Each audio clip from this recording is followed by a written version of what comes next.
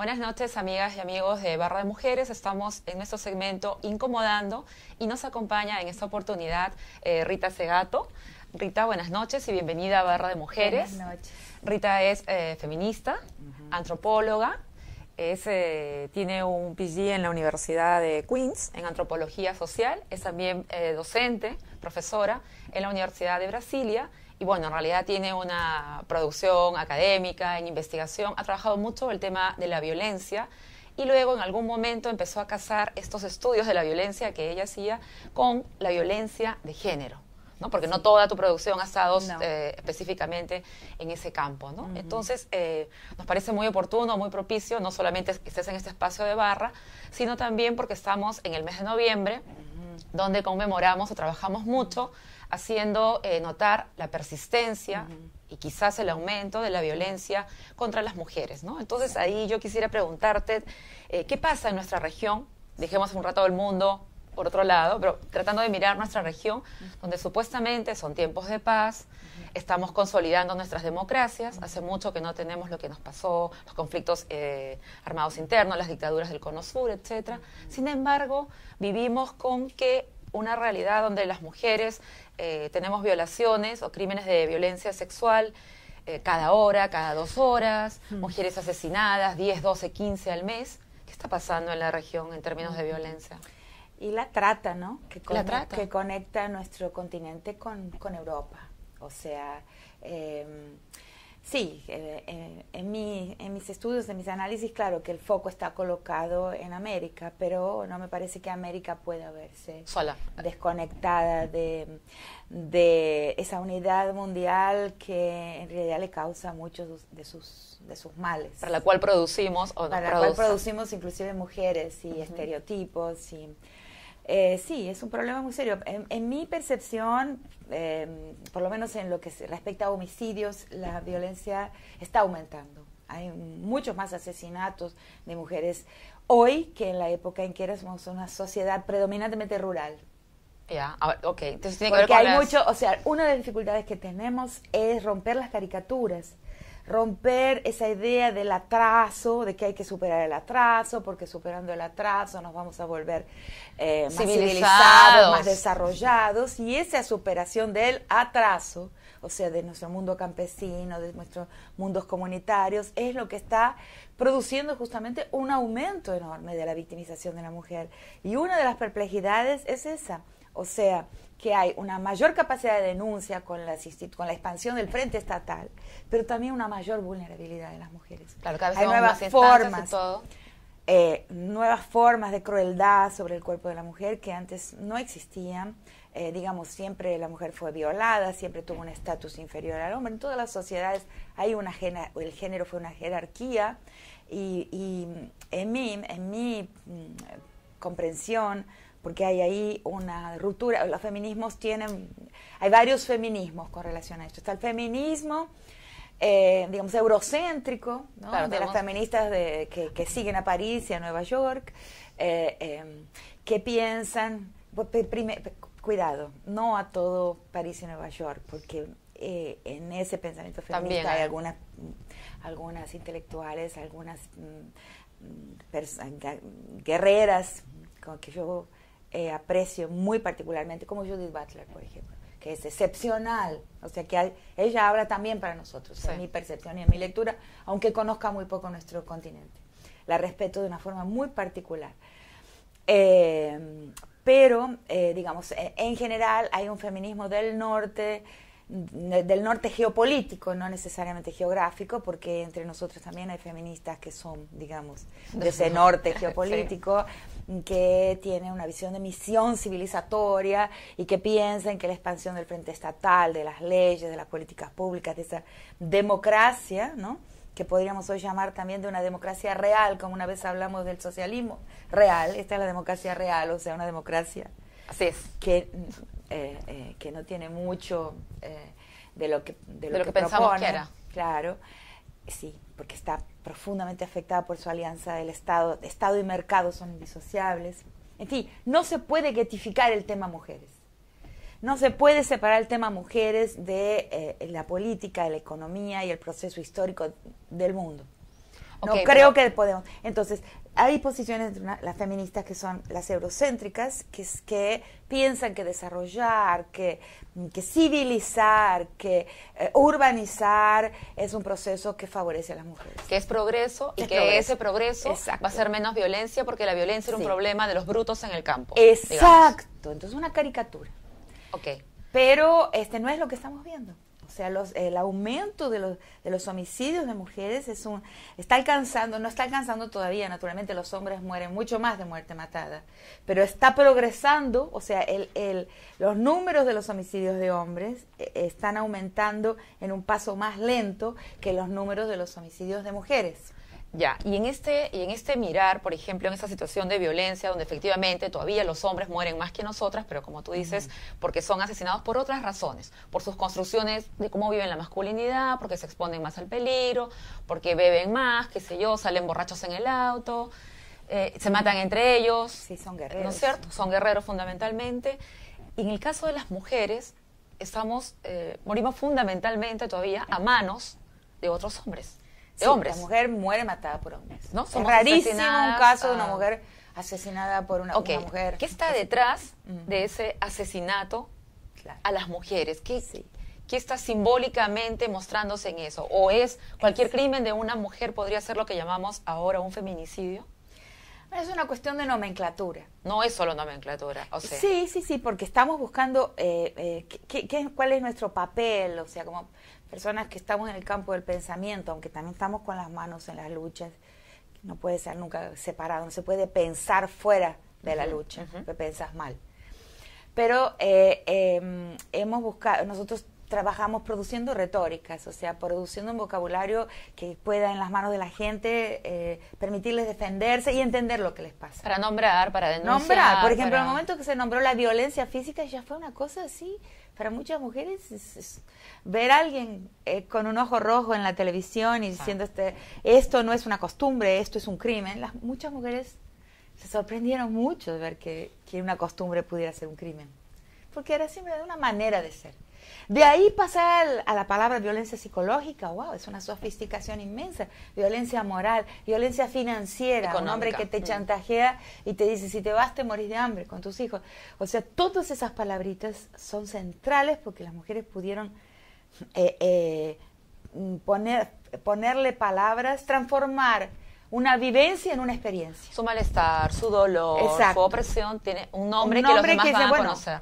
es esto, el nombre es un arma.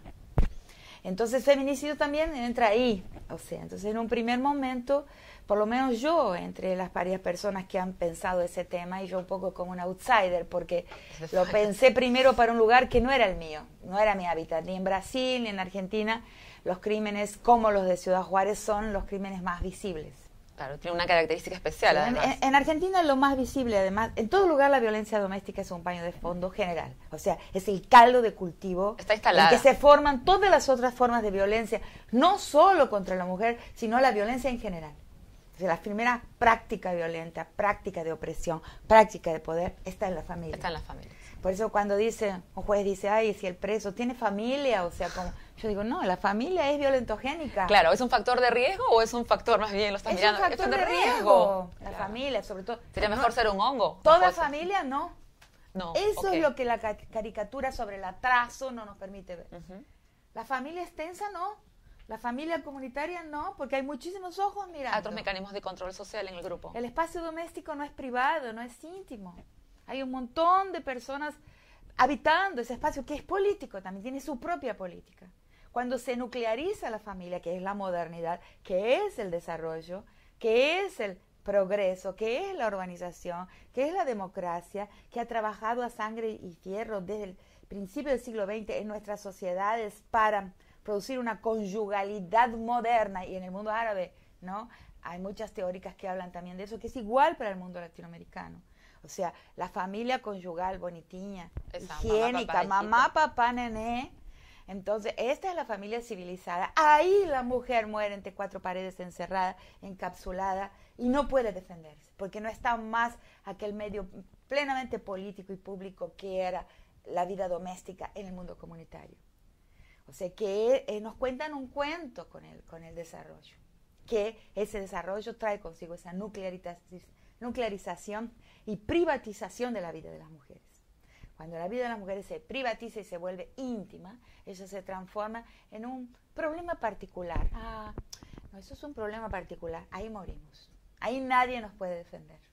Pero sin embargo, en términos de estructura y de Estado, más bien lo que se ha logrado en los últimos años es que el espacio privado deje de ser privado y que el Estado sí pueda intervenir en situaciones de violencia. Pero llega después. Es un discurso falso. Ahí está. Entonces tenemos que pensar, hay una cosa que las mujeres feministas no estamos haciendo. Las juristas han criticado la ley formal, digamos, ¿no? La ley que declara la igualdad formal entre mujeres y hombres, muchas juristas extraordinarias, ¿no? Como Carol Pateman y otras, o sea, que han dicho hay algo falso en la ley porque esa declaración formal de la igualdad está, digamos, erosionada, está boicoteada por un orden que es anterior a la ley. Claro, parte de un supuesto que no la es igualdad. Esa igualdad no es posible porque en la intimidad no es posible. Será posible en la ley, pero no en la vida sentimental, en las relaciones interpersonales, afectivas, sentimentales. Esa igualdad no es posible. Bueno, vamos a ir a una pausa, Rita, y enseguida regresamos y vamos a dejar planteada la pregunta que tiene que ver más con cuáles son los mensajes que están inscritos en estos asesinatos en el cuerpo de las mujeres. ¿Qué se quiere decir o mostrar a la sociedad en general y a nosotras las mujeres también, ¿no? Cada vez que matan a una mujer, claro. ¿Qué se nos está diciendo? Volvemos. Estamos nuevamente en nuestro segmento Incomodando y habíamos dejado planteada la pregunta, Rita, de cuál es el mensaje que lleva o que se muestra en el cuerpo de las mujeres en estos asesinatos. ¿Qué nos están diciendo? Claro, porque lo que pasa es que los medios, la opinión pública, que tiene una inercia muy grande y tiene una gran inclinación a la caricatura, ¿no? Ayudada por el nombre, hablamos de crímenes sexuales. Yo creo, y otras personas también han pensado eso, que la idea de un crimen sexual como que tergiversa lo que realmente está pasando ahí y reproduce esa idea de que la intención es sexual. Cuando vos dices que la intención no es sexual, estás queriendo decir que la intención no fue un arrebato de locura, de deseo. Claro, no, un arrebato puede ser, pero no de deseo. No de deseo. O sea, o no de un deseo de placer. No la libido, no. Sí, no es un deseo de satisfacción sexual. Es un deseo de poder. De poder. Que no son la misma cosa, pero poder, en nuestro mundo sobre todo, que es en el mundo marcado por la modernidad, por la colonización, hay son intervenidos y contaminadas las ideas de poder y de deseo. Poder, deseo, pornografía, mirada pornográfica, objetificación del cuerpo, son cosas que son de un mundo muy moderno, muy postcolonial, vamos a decir, muy después de la conquista y la colonización. Y para Europa y para nosotros, para todos. Como se nos dice en nuestras sociedades. De ninguna forma. Soy absolutamente convencida de que el ojo indígena no es pornográfico. Como el ojo japonés, de las pinturas eróticas japonesas del siglo XVI, de Utamaro, por ejemplo, o como el Kama Sutra hindú, que hoy lo leemos como pornografía. Cuando uno entiende la historia de la sexualidad, percibe la diferencia entre el erotismo y la pornografía. Entonces, esos crímenes pornográficos son crímenes de poder, de apropiación, de rapiña. Por eso en inglés, rape, tiene la misma raíz etimológica que rapiña. Eso es muy interesante, ¿no? En nosotros la palabra violación o en portugués estupro ya no tienen esa raíz, pero mencionar que rape es rapiña es muy importante. Y cuando tú dices que son crímenes de poder, ¿qué es lo que se quiere? Claro, eso es un crimen de soberanía. O sea, donde ¿qué el quieres cuerpo mostrar que detentas? En mi percepción, el cuerpo de mi modelo analítico, ¿no? En mi modelización de la violencia, porque sí pienso que en el caso de la violencia podemos modelizar como los científicos duros para entender. Es un caso muy especial del lenguaje, es casi una lingüística. Yeah. Entonces, ahí el cuerpo tiene una gran afinidad con lo territorio, con lo territorial. Entonces el acceso al cuerpo es un acceso territorial, el dominio del cuerpo es un dominio sobre un territorio. El último territorio del sujeto es su propio cuerpo. Y entonces ese acceso a ese cuerpo es esa rapiña de ese cuerpo, que es lo que es la violación. Que es un cuerpo femenino. O feminizado. O feminizado. O sea, está en la posición de la feminidad, ante el lente de una cámara, como en los grandes programas de audiencia, no en este caso, porque nos portamos mal. No porque no seamos grandes. No porque, nosotros nos peleamos con la periodista, porque, ¿cómo decís? El programa se llama Insubordinando, ¿cómo es? Incomodando. Incomodamos a la cámara, todo eso es distinto, pero los programas de gran audiencia, esa posición del cuerpo es, sobre todo, no conozco en Perú, pero Tinelli en Argentina es paradigmático de la rapiña del cuerpo por el ojo de la cámara. Y también lo feminista. Y cualquier cuerpo está femenino, puede ser lo más, puede ser inmensamente musculoso, pero está en la posición femenina. Okay. ¿No? Entonces es un tema de posiciones y de relaciones. Es de relación entre posiciones. Entonces, básicamente, cuando ese cuerpo es rapiñado, es reducido, es robado, es anexado, hay ahí un discurso de soberanía, hay un discurso de poder, hay un discurso de dominación. ¿Y qué poder está en cuestión en los hombres que claro, quieren mostrar que tienen el poder? Pues ahí está, hay un mandato, en realidad la violación y los feminicidios en sus varios tipos, porque tenemos que pensar, tenemos que saber pensar los diferentes tipos de agresión a las mujeres, ¿no? La palabra feminicidio es interesante en los medios que muestran el gran bulto de la agresión, pero cuando lo pensamos para investigar, para hacer disminuir la impunidad, para juzgar, cuando queremos producir los datos policiales sobre lo que pasó ahí, tenemos que discriminar. Y tipificar en mi vocabulario no es simplemente que figure en la ley la palabra feminicidio, sino tipificar significa discriminar tipos de crímenes contra la mujer. Entonces, por un lado, tenemos esta relación entre posiciones, que es la estructura de género, que es histórica, porque tiene un tiempo precolonial y un tiempo postcolonial, donde el patriarcado se transforma, cruzado con la modernidad, cruzado con el Estado, cruzado con el desarrollo, cruzado con la colonización permanente. Si hay un patriarcado previo a la llegada. En mi percepción, sí, hoy día hay feministas que porque están dentro de este campo, ¿no? sí, que afirman que que el mundo tribal, que el mundo precolonial no existía patriarcado. Yo no he visto documentos todavía que me prueben y me comprueben, ni he visto ninguna sociedad, ni he sabido en ninguna sociedad donde no hubiera una jerarquía de género, pero esa jerarquía es mucho más atenuada que hoy. Okay, pero se tiende a mitificar un poco también. Yo lo he escuchado más en Bolivia, por ejemplo, ¿no? Porque por ejemplo, el patriarcado llegó con Cristóbal Colón. Antes no había eso. Sí, esas son algunas autoras que otro tipo de... Sí, habían relaciones de poder. Sí fue la primera clase, las mujeres. Eso es Engels. Y sí creo que en esa historia larga del género hay una primera opresión, que es la opresión de género. Pero es lo que yo llamo en mis textos un patriarcado de bajo impacto. Ya. A diferencia del que tenemos ahora. Sí, es un patriarcado donde hay una corporación de hombres, una corporación de mujeres, ¿no? Y las dos son plenamente políticas, las dos tienen sus espacios propios, lo que han dicho también las mujeres musulmanas. O sea, cuando entra la modernidad, la colonialidad y la esfera pública, eso se transforma en esa máquina letal que tenemos hoy. En ese mundo anterior no había un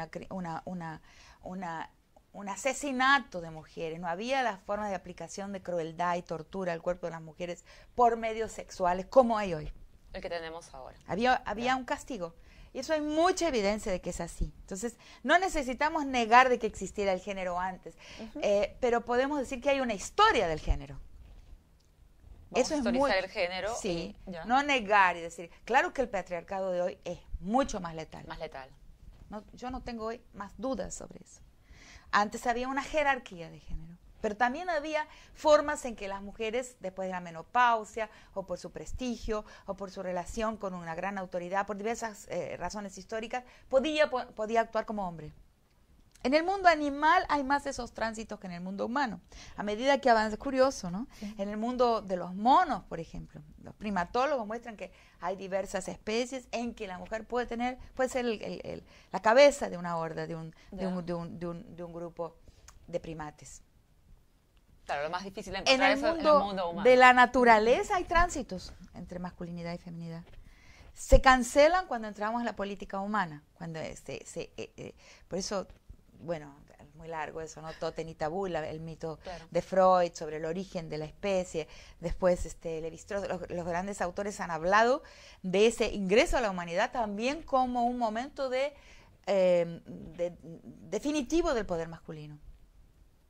Donde se instala. Donde se instala de forma más inescapable. Ya, y yo te preguntaba, ¿por qué ese poder masculino está amenazado hoy en día? ¿Por qué se ha vuelto más letal? ¿Por qué el poder masculino está en cuestión por otros masculinos?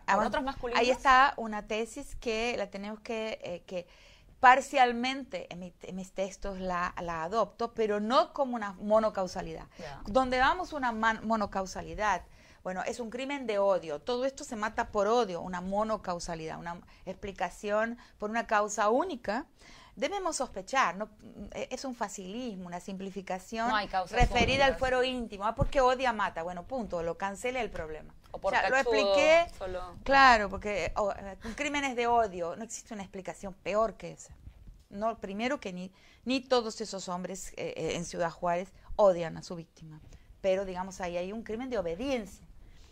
Es necesario obedecer a la cofradía masculina, porque si no, sos defenestrado de tu posición de hombre. O sea, son hombres que intentan demostrar su poder, su prestigio. Tienen que demostrarlo, es una prueba necesaria. La masculinidad siempre se adquirió por prueba, por probación, por examen. Es una titulación. La feminidad qué no. agotador debe ser. Es tremendo. Yo no sería hombre un día, un segundo. Tampoco. Lo siento, chicos. No, terrible. El hombre sufre mucho más en este sistema. En mi percepción, el sufrimiento masculino es mucho mayor que nosotras. Y terminan matando. Claro, porque es absolutamente agotador la necesidad de probar constantemente, dar ese examen de hombría constantemente. Y en algunas situaciones dar el examen de esa hombría es mostrar una capacidad de crueldad muy grande, de insensibilidad muy grande. Muchos de esos crímenes son perpetrados en esa presión por esa prueba. Y eso puede también tener que ver en la necesidad, por ejemplo, pensando en el contexto económico y cómo se mueve, y tiene que ver también con, de repente, mayor presencia de las mujeres en los espacios públicos. Bueno, esa es la otra monocausalidad. Pero no mirándolo monocausalmente, sino digo, varios de estos elementos. Pero una de las tesis es así, como la del odio, que es un crimen de odio. Porque me odian. La otra tesis es esta. Porque me quitó mi lugar. Porque las mujeres se salieron de su lugar y hoy tienen las profesiones, los cargos que antes estaban con los hombres, etcétera. Entonces el hombre mata más. También ahí hay una explicación monocausal. Muy lineal. Muy lineal, muy causalista y muy peligrosa, porque puede llevar a un grupo de personas a decir, a la casa. Recompongamos la situación como era antes y se acabó el problema de la violencia. Es muy tramposa esa explicación, además es una explicación por causa única. Sí, no, las causas únicas no. Entonces en mi pensamiento no. Hay un elemento de este disciplinamiento de las mujeres. Porque es atávico y en la larga historia del género que tiene el tiempo de la historia de la humanidad, de la historia de la especie prácticamente, en esa larga historia del género, la violación era un castigo para algunos desvíos, alguna desobediencia femenina. La amenaza de la violación, si yo me voy por otro lado... No es que sí, claro, es una norma muy poco aplicada. Pero existía como una amenaza de una aplicación de una norma, la violación a una mujer que salía de su lugar sin las debidas precauciones y autorizaciones. Rita, porque en realidad el tiempo ha sido, pero yo no quisiera cortarte, pero sí quisiera también preguntarte un poquito, porque hemos mirado mucho hacia atrás y este proceso de formación y de historización, pero también, y bueno, o sea, desde este modelo explicativo que tú construyes, ¿qué hacemos ¿por dónde le entramos al problema de la violencia? ¿Solo leyes? No, o sea, si es multidimensional, multicausal, tenemos que empezar a trabajar desde todas las dimensiones? ¿Dónde pondrías la fuerza? Yo pondría la fuerza en la reconstrucción o la construcción de lazos comunitarios, de una vida comunitaria. El Estado tiene un límite muy preciso porque tenemos que aprender de la historia. Si el Estado, digamos, ha hecho esfuerzos legislativos, etcétera, y estamos viendo la crueldad en el cuerpo de las mujeres aumentar. Estamos viendo que, por ejemplo, el Estado se niega a controlar los medios, a controlar ese lente rapiñador, que es la primera pedagogía de rapiña, el lente de la televisión. Y la forma en que muestra... Entonces vemos que el Estado tiene un compromiso muy grande con el proceso del mercado, del avance, de la expansión del mercado global. Son casi indisociables. Inclusive en los mejores gobiernos que hemos tenido, vemos que ellos no han podido desatar el Estado de ese lazo con la presión por la incorporación en una economía global. En Entonces, ningún gobierno. Mirando hacia allá, Entonces, pero no necesariamente... Yo veo que en el mundo comunitario el ojo colectivo realmente vigila mucho más, ¿cierto? Y reconstituir esa posibilidad de vigilancia y de deliberación dentro del ojo comunitario, porque también los cacicazgos contemporáneos, o sea, la comunidad como es hoy, criollizada, con caciques reforzados porque son ellos que dialogan con el Estado, son ellos los herederos de la guerra colonial, de la guerra de conquista, los hombres inflacionados por el contacto con la conquista y con la colonia y con el Estado permanentemente, con el frente estatal permanentemente colonizador. La República es eso, es una lección de los pueblos indígenas que han siempre sabido que la República ha sido tan colonizadora y tan peligrosa como la metrópoli de ultramar. Entonces, volver a lo comunitario. Volver y un Estado que devuelva y que contribuya a la reconstitución del fuero comunitario. Yo veo la solución por ese camino. Okay. Un Estado omnipresente, pero no totalitario. Un Estado, sí, no interventor, sino restituidor. Restituidor. Bien. Bueno, muchas gracias. Agradecemos a Rita Segato, que ha estado con nosotras en la sección de Incomodando de Barra de Mujeres. Ella estuvo esta semana en Lima por una invitación de la Maestría de Género de la Pontificia Universidad Católica, donde, bueno, yo particularmente soy exalumna de cuando era diplomado de Género, y también Vanessa y varios de los que están acá en La Mula, venimos también de esas canteras, así que ha sido doblemente gustoso tenerte con nosotras, Rita. Bueno, soy yo que agradezco. Gracias.